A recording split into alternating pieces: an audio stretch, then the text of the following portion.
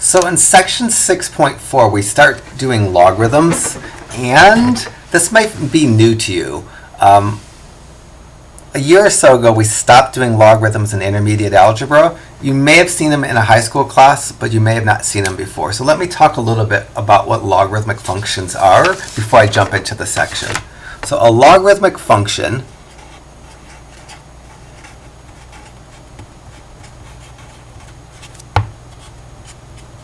is a type of function that is used to answer, I'll say, when questions. Specifically, it's used to answer when questions when something is growing exponentially. The Earth's population is growing exponentially, so we can use a logarithm to answer when will the world population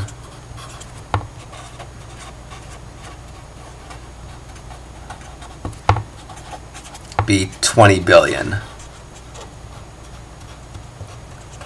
Our national debt is growing exponentially. We could use logarithms to answer when will the national debt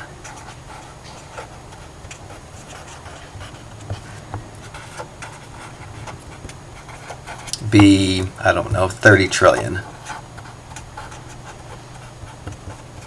dollars. So when questions are what logarithms are used to answer. When I look at an equation or a function, a logarithmic function, logarithmic functions generally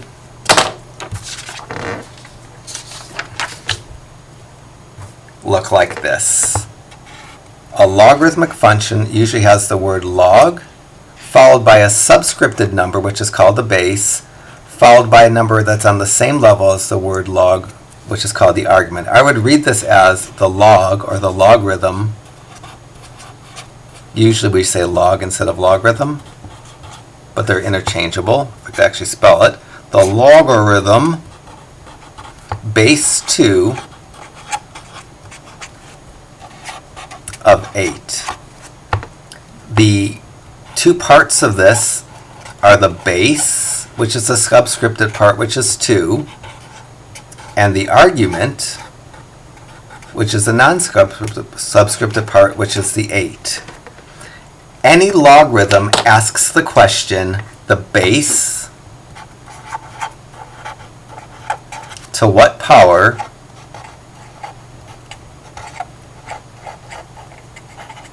equals the argument. Really?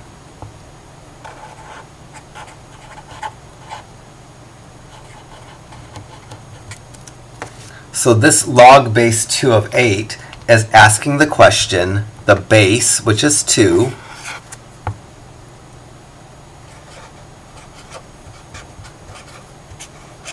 to what power, which I put as a question mark, equals the argument 8.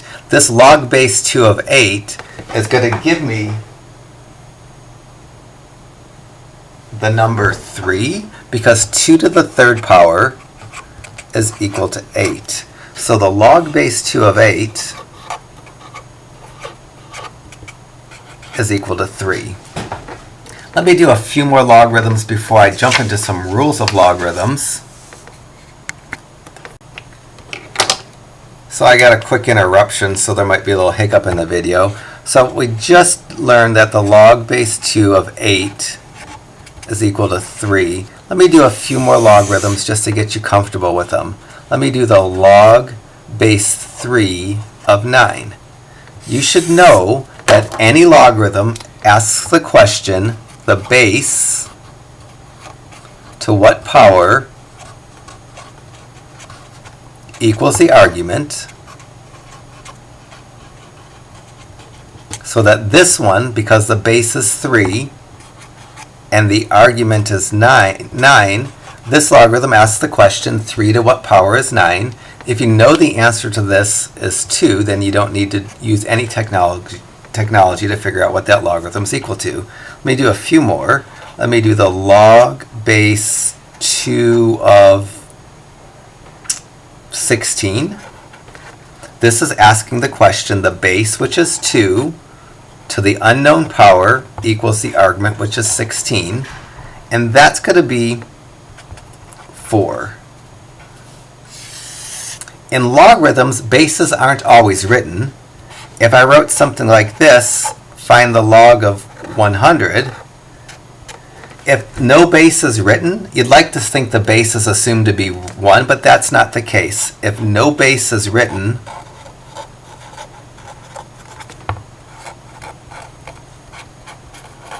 the base is equal to 10.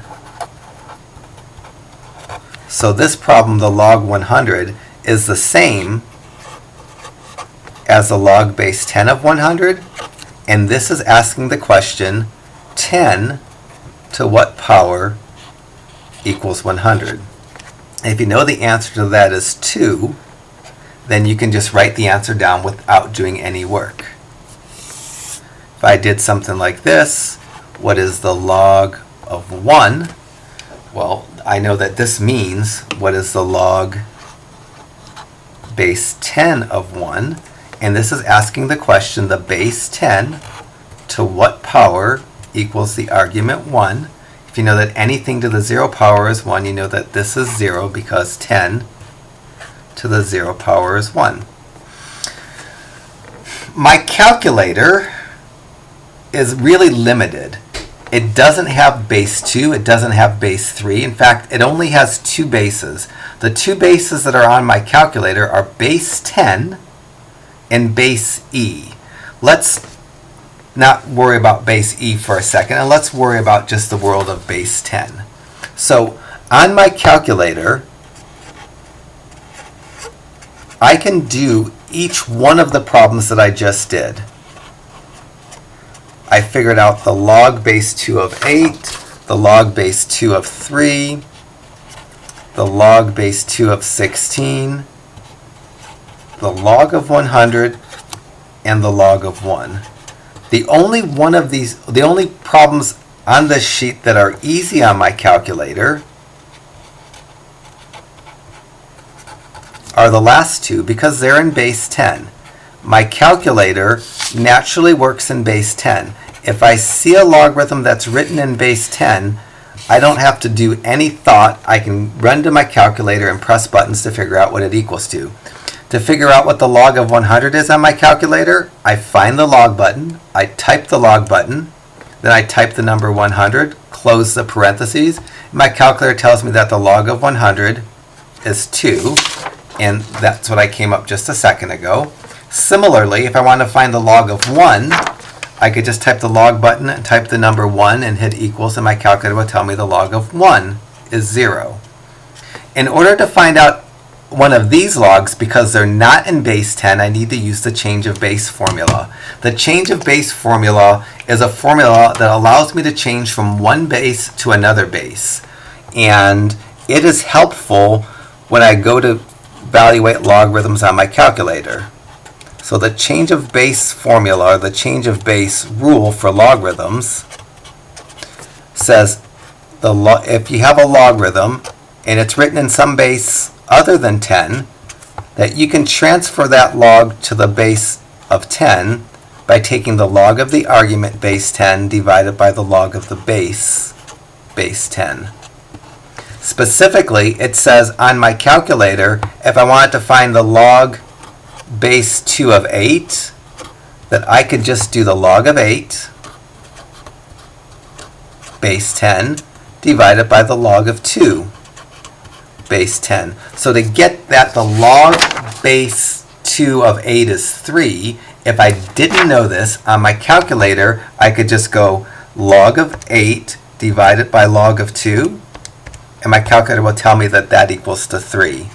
Similarly, if I didn't know that the log base 3 of 9 was 2, this one on my calculator, I can just go the log of 9 divided by the log of 3. Notice I'm putting parentheses in. The reason I'm putting parentheses in is because my calculator throws those parentheses in. So for this one, I can just do log of 9 divided by log of 3, and it's going to tell me that that equal to 2. So the change of base rule is a rule that allows you to evaluate logarithms that are not in base 10 on your calculator. This is actually a baby version of the change of base rule because I don't have to change from base b to base 10 like I did for these. I could change from base b to any other base, but that's really kind of overkill. So almost ready to get into the section. There's one more base that my calculator has pre-programmed, and that's base e. So we should probably talk about base e. My calculator works naturally in base 10. It also works naturally in base e. If I asked you to compute this, find the log base e of 1. Well, this is asking the question, the base e to what power is equal to 1? And if you knew that e to the 0 power was equal to 1, then you know that this answer is 0. There's going to be two ways to get it on my calculator. One way is the clunky way to do it, but on my calculator, I can use the same strategy that I used for the last few problems. So on my calculator, I can do the log of 1 divided by the log of e. And if I did that, it's a little bit hard to do, but I can do that. Log of 1 is not so hard to do. I type the log button, I type the 1 and close the parentheses, and then divided by, and for the log of e, to get the e after I hit the log button, I hit second and the divide key. So there's log of 1 divided by log of e. Log of 1 divided by log of e is going to be equal to 0. So this was one way to work with base e. I said my calculator naturally works with base e, so there has to be a more clever way to do it. And the more clever way to do it is to realize that the statement, the log base e of 1, has the same meaning as the ln of 1. That log base e is what the symbol ln means. So when I see ln, I think log base e. On my calculator, I could have figured out the log base e is equal to 1 just by hitting the ln button and typing 1. And I'll get exactly the same answer as using the change of base rule. So ln and log base e are interchangeable. That's a semi-big deal. So we have a basic, really limited understanding of what logarithms are. Logarithms say the base to what power is the argument. We know a little bit of how to work logarithms on our calculator. Now we are ready to get in the section. And in the section, I'm given some problems that are true statements that don't have logarithms. These are called exponential equations, for lack of a better word, because there's an exponent and there's an equal sign. Exponential meaning exponent, equal sign being equation. The instructions for problems 1 through 7 say write the equation in logarithmic form. If I look at problem 2, if you simplify the left-hand side, it simplifies to 8. It's a true statement with the numbers 2, 3, and 8. What I'm supposed to do in problem number 2 is create a true equation, or a true statement with a log,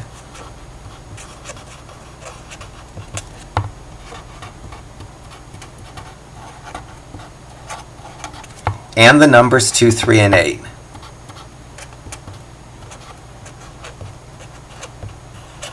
Using the rule that we're going to introduce, using this rule that says that if b to the y power equals x, then the log base b of x equals to y. This is a statement that, if you read mathematics, tells me that if you have an equation with an exponent, you can create an equation with a log that's still a true statement. My equation in problem 2 doesn't have an exponent, but it doesn't have a logarithm, but it has an exponent. Any equation with an exponent can be transformed into a logarithmic equation. That's what I'm asked to do in problem 2. So in problem 2, which is 2 cubed equal to 8, the b in problem 2 is going to be 2. When I go to rewrite problem 2 with a logarithm, I'm going to write the word log, And then in place of the b, I'm going to put the number 2 subscripted. The x in the equation is the 8 because it's the number to the right of the equal sign. In the logarithm, I need to put the x as the argument. So I'm going to write the log base 2 of 8, putting into this formula 2 for b, 8 for x. The y in this formula is the 3 because it's the exponent, and the y goes to the right of the equal sign. So from this equation, if I could identify the b, the x, and the y, I can place the b as the base, the x as the argument, and the y to the right of the equal sign, and I've produced a true statement with the numbers 2, 3, and 8 that has a logarithm. I claim this is my answer to number 2, and let me show you that it's right. I already know that this is right, but the left-hand side, to do that on my calculator, I do the log of 8 divided by the log of 2. The left-hand side comes out to 3. The right-hand side's already 3, so I've done what I needed to do properly. I've created an equation with a logarithm that has the numbers 2, 3, and 8. That's true. Let me try to sneak in number 1 here. So when I look at problem 1, you're given the equation 3 squared equals to 9. So in your equation, the piece that's in the position of the b is the 3. So the b is the base. It's going to equal to 3. The exponent's the y. The exponent is going to be a 2. The exponent's a 2, so the y is 2. The number to the right of the equal sign in the formula is an x, so the x is going to equal to 3. Y is going to, hold it. The x is going to be equal to 9. Sorry. The x is the number to the right of the equal sign, so the x is going to be equal to 9. I'm going to take these 3 numbers and plug them into the formula, the log base b of x equal to y. So to create an equation that has a logarithm from an equation that has an exponent, you need to identify the 3 pieces, the b, the y, and the x. And now I'm going to shove those 3 pieces into the formula. I'm going to write the word log, and in place of b, I'm going to write a 3. In place of x, I'm going to write a 9. I'm going to leave my equal sign, and in place of y, I'm going to write a 2. I claim that this is the answer to number 1.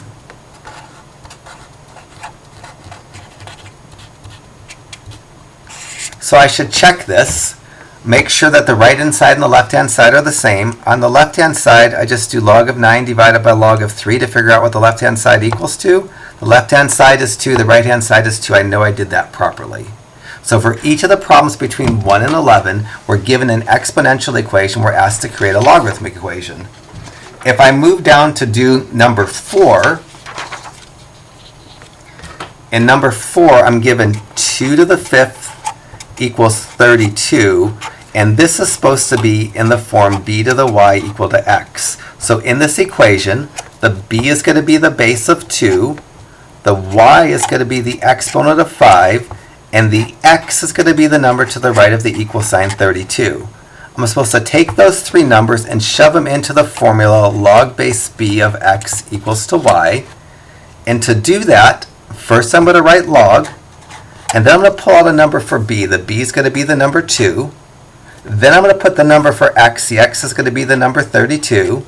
Then I'm going to put my equal sign, and then I'm going to put the number for y, which is 5. This is supposed to be the answer to number 4.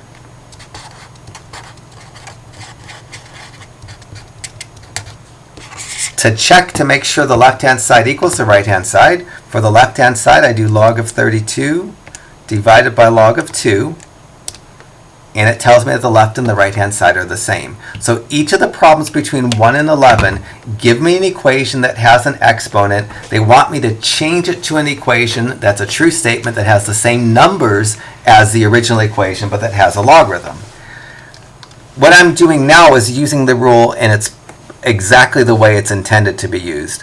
The way I'm doing now is really inefficient and not the way I generally do this. So generally, to create a logarithmic equation from an exponential equation, I do a shortcut. The rest of the problems I'm going to do the shortcut way, and I think you'll find it way easier.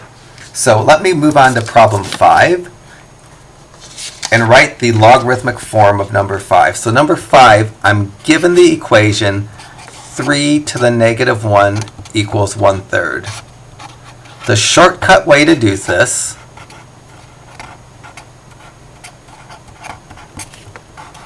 and this is the method that you'll use 100% of the time. The first thing I'm going to do is I'm going to write the word log on the left side. So I'm going to write a log followed by an equals. For a logarithm, I need a subscripted part and the argument. The base of the exponent becomes the subscripted base. So in my logarithm, the subscripted part's going to be the base of the exponent, which is the 3. And now I'm going to switch sides for the next two items.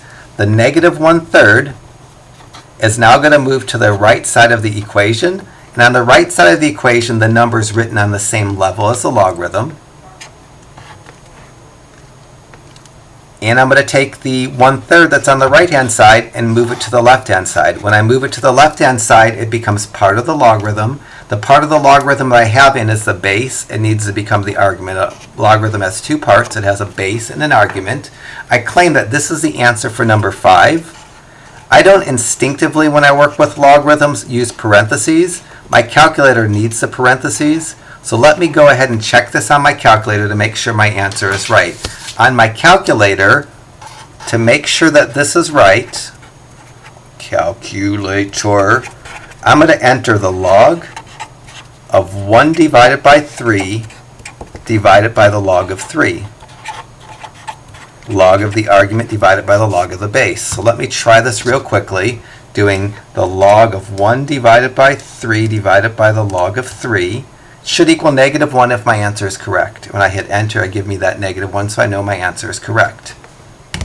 If I do the same thing for problem 6, problem 6 gives me an exponential equation, wants me to write the logarithmic form. To write the logarithmic form, I start off writing a log and an equal sign. Those are constants, and now I need to fix the three numbers into the right places. Real easy to do. The 4 becomes the base, and these two numbers switch sides. So when I go to do my logarithm, the 4 is going to be the base, the 1/16 is going to switch to the left side, the negative 2 is going to switch to the right side. Doesn't matter which you do first, so I'm going to switch the negative 2 from the left side to the right side, the 1/16 from the right side to the left side. These are on the same level as the logarithm. The only thing that's subscripted is the base. This should be my answer to problem 6. My calculator needs a parentheses. Let me check this on my calculator real quickly. To do the left side on my calculator, I do the log of 1 divided by 16 divided by the log of 4. When I hit enter, I better get negative 2 because that's the answer, and I do just fine. Just a few more problems, and then maybe we'll do a part 2 to this video. So for 7, 8, 9, 10, and 11, we will use the same strategy. We will take the problem and write it in its logarithmic form.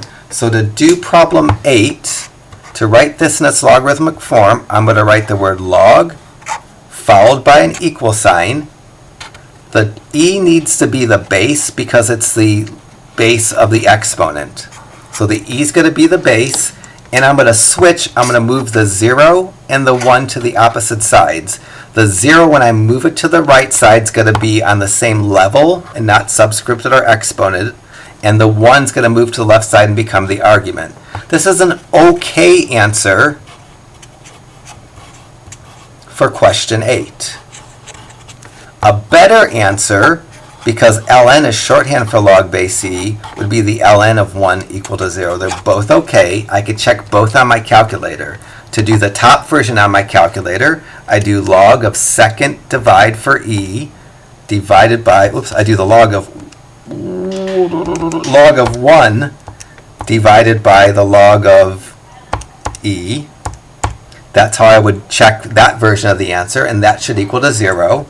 To check this version of the answer, I just type the ln button and hit 1 and find out that I have a true statement. Whether you put this version or this version, both of these simplify to 0, which is equal to the right side, so I know my answer is right. One more problem and then I'll start a part 2. So for problem 10, to write this in its logarithmic form, I write the word log, I leave some room and put an equal sign. The base of my log has to be this e. The 2 is going to move to the right-hand side and become on the same level as the log. The 7.39 is going to become the argument. And again, this would be considered an okay answer. Anytime I see log base e, I can write a better answer. Log base e can always be replaced with the ln. So a better answer would say the ln of 7.39 equals to 2. I won't do this on my calculator because this is an approximated answer. E squared isn't exactly 7.39. E squared is actually 7.3890560099. So if I tried to check this on my calculator, it wouldn't check exactly because this is a rounded approximation. So hopefully you can finish up 7, 9, and 11 on this sheet, and then we can move into the second part of this video, which I think there's only 2 parts to this section.